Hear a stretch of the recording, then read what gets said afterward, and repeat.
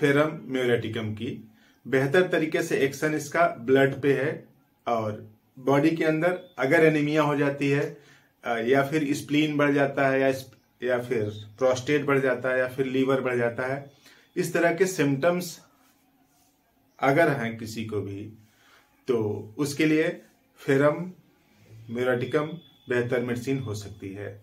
तो इस वीडियो में हम लोग समझते हैं कि फेरम म्यूरेटिकम बेसिकली है क्या और किस तरह से सिम्टम्स को ठीक करती है।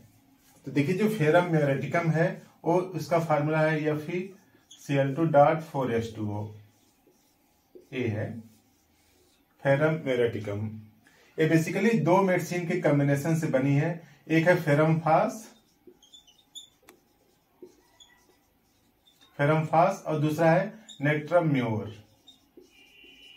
तो यूं समझ लीजिए कि इसका नेट्रम को हटाया गया और इसके फास को हटाया गया, तब क्या बन गया? फेरम म्यूरेटिकम।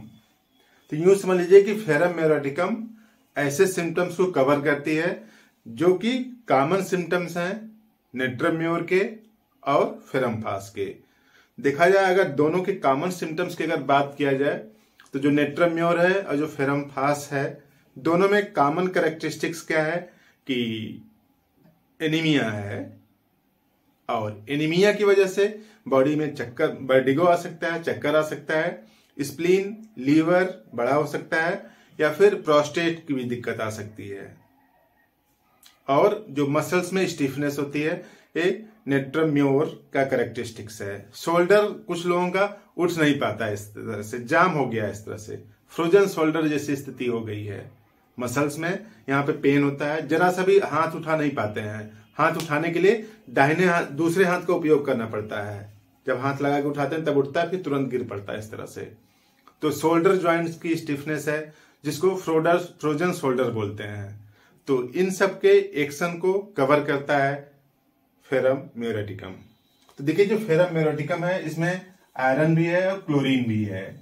तो दोनों के कैरेक्टरिस्टिक्स को एक साथ रखता है, फेरम फास के भी और नेट्रम म्योर के भी। तो सिम्टम्स कुछ इस तरह से हैं कि neuralgia, headache of right side, जैसे संगुइनेरिया में है। संगुइनेरिया में राइट साइड में हेडेक होता है, ब्रेन के अंदर दर्द हो रहा है, न्यूरल्जिया है, नर्व में पेन हो रहा है और राइट साइड में उस तरह से हेडेक भी हो रहा है जैसे संगुइनेरिया में होता है। और vertigo with enlargement of spleen, spleen बड़ी हो गई है और स्प्लीन अगर बड़ी हो गई है तो हीमोग्लोबिन, सीधी सी बात है, कम होगा और हीमोग्लोबिन कम होगा तो यूं समझ लीजिए कि एनीमिया है। तो एनीमिया स्प्लीन के बढ़ने की वजह से है और लीवर भी थोड़ा बढ़ा हुआ है और प्रोस्टेट भी। तो ऐसी मेडिसिन कम है जिसमें कि लीवर भी बढ़ा हो, स्प्लीन भी बढ़ा हो, प्रोस्टेट भी बढ़ा हो। कई लोगों में देखा जाता है कि ये तीनों कंपोनेंट्स बढ़ चुके हैं। ये तीनों कंपोनेंट्स बढ़ना मतलब बॉडी के अंदर मेटाबॉलिक प्रोसेस एबनॉर्मल हो गए हैं, काफी हो चुके हैं। तो तीनों अगर बढ़े हैं तब आप फेरम म्यूरेटिकम का यूज करें। और paralytic pain in shoulder joint, जो कंधा है उसमें पैरालिटिक, जैसे पैरालिसिस हो गई, उठ ही नहीं रहा है।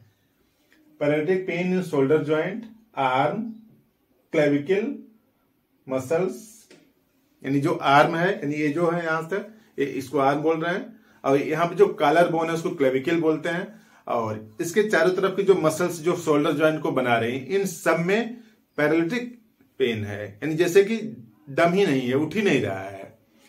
तो पैरालिटिक पेन है आर्म में, क्लेविकल मसल्स में, making it impossible to lift arm, हाथ से उठा नहीं पाते हैं।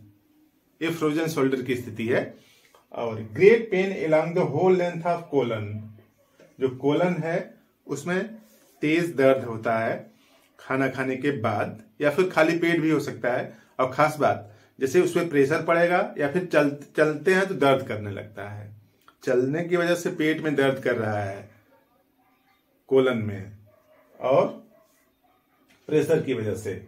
और हिमेचूरिया, ब्लड निकल रहा है पेशाब के साथ में। तो हिमेचूरिया यानी ब्लड आ रहा है और आ कहां से सकता है? दिक्कत कहां हो सकती है? यूरेथ्रा में हो सकती है या फिर किडनी में हो सकती है।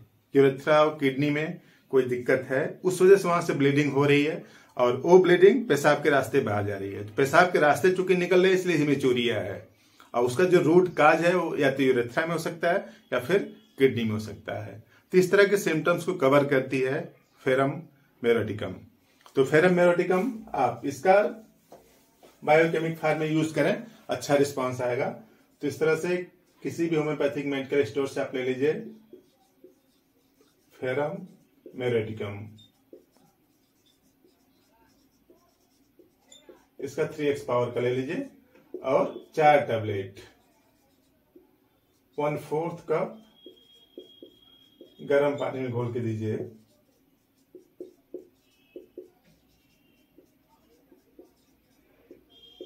तीन टाइम दीजिए। अब 15 से 20 दिनों बाद जब इसकी एक छोटी सी शीशी खत्म हो जाए तब आप इसको यूज करें। फेरम म्योर 6x यूज करें, इसको भी 1 महीने यूज करें। तो इस तरह से जो शोल्डर ज्वाइन का जो फ्रोजन शोल्डर जैसी स्थिति है वो सब धीरे धीरे ठीक हो जाएगा। और बॉडी के अंदर जो एनीमिया की स्थिति है